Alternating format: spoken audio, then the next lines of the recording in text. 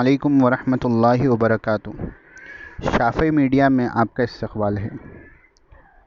ہم نے فقہ شافعی کی کتاب المختصر کا ریکارڈنگ شروع کی تھی۔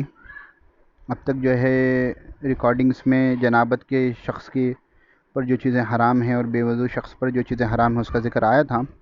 آج ہم استنجا کے بارے میں ریکارڈنگ کر رہے ہیں۔ مصنف فرماتے ہیں، استنجا پیشاب اور رفع حاجت کے بعد شرمگاہوں سے نجاست کو دور کرنا واجب ہے۔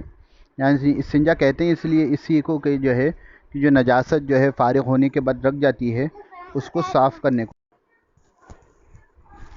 مصنف آگے لکھتے ہیں، افضل یہ ہے کہ نجاست کو پہلے ڈھیلوں سے صاف کریں اور پھر پانی سے دھوئیں۔ آگے مصنف فرماتے ہیں، اگر صرف پانی پر اکتفا کرنا جائز ہے، یعنی جیسا کہ آج کل عام طور پر جو ہے پانی پر اکتفا کیا جاتا ہے نجاست صاف کرنے کے لیے، تو یہ جائز ہے۔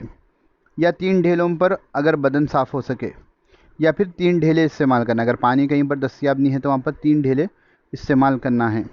اس کے بعد مصنف لکھتے ہیں کہ اگر آپ دونوں میں سے یعنی ڈھیلوں اور پانی میں سے کسی ایک چیز آپ کو چاہیے استعمال کرنے والے ہیں، تو مصنف فرماتے ہیں دونوں میں سے ایک پر اکتفا کرنا چاہے تو پانی افضل ہے، یعنی پانی کا استعمال کرنا افضل ہے۔ آگے فرما رہے ہیں، کھلی جگہ میں قبلے کی طرف منہ یا پشت یعنی پیٹھ کر کے بیٹھنے سے پرہیز کرنا واجب ہے۔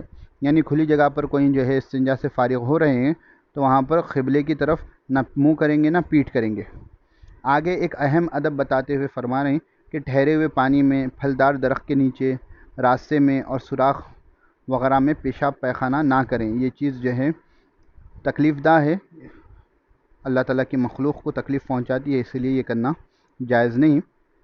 آگے مصنف فرماتے ہیں، رفع حاجت کے وقت یعنی فارغ ہوتے وقت ضرورت سے بات نہ کریں، سورج اور چاند کی طرف منہ اور پیٹھ نہ کریں۔